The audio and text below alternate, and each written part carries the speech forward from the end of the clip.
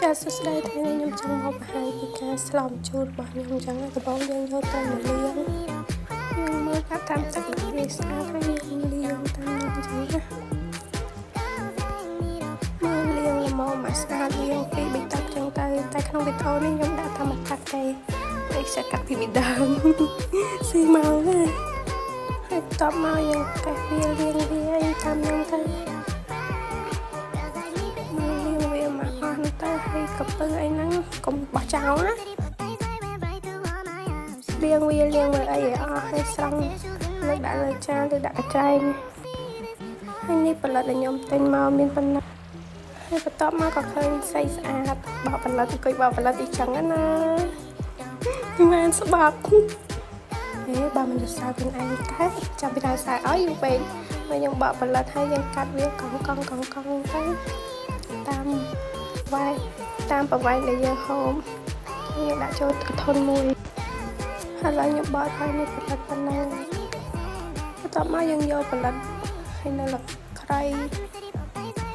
នឹងកលក្រៃមកអមយកមកលាងចូលគ្នាដាក់តាមទឹកមកស្ទូចទៅហើយយើងទៅធ្វើអីផ្សេងទៀត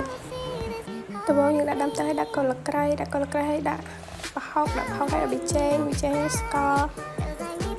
ហើយលុយអំបិលបន្តិចមកហើយយើងក្រោកវាមកឥឡូវវាពុះហើយយើងបើកមកឃើញវាពុះហើយយើងក៏ដាក់ត្រីចូលដាក់ត្រីដែលយើងបានលាងមិញមកយើងដាក់ចូលក្នុងឆាយើងកុំកូរវាខ្លាំងពេកហើយវាឆ្អាបត្រីហ្នឹងហើយយើងបិទការ៉ូវាទៅតបមកស្ទូយើងបើកការ៉ូឃើញវាពុះហើយយើងមើលវាបន្តិចសិនហើយយើងក៏ដាក់ផលិតចូលផលិតដែលយើងបានបោដែលយើងបានលាងស្រង់ទុកមិញអញ្ចឹងមកឡើយកុំតើមើលផលិតមើលមុខអ្នកធ្វើសិនណែប៉ាត់មានការលងសម្រស់វាខ្លាំងមើលបន្ទាប់មកទឹកពុះហើយយើងបើកការ៉ូមកហើយយើងដាក់អំពិលទុំចូលមកល្មមដែលយើងថាវាជូរមកល្មមដែលយើងហូបអញ្ចឹងណាយើងដាក់ចូលហើយទុកមកស្ទូទៅវាជូរទៅយើងភ្លក់តាមហ្នឹងហើយយើងដាក់ម្អមចូលហើយយើងបិទការ៉ូហើយរួចជាការហើយឆ្អិនហើយចាំការទៀតយកដាក់ចានមកពងឃ្លានបាយហូនេះខ្ជិលនិយាយវិញឆ្ងាយមើលតែមាត់អ្នកហូបមិនដឹងឯង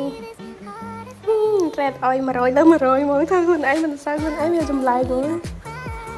មើលតាមហ្នឹងទេតែចុងក្រោយក៏ចង់សួរថា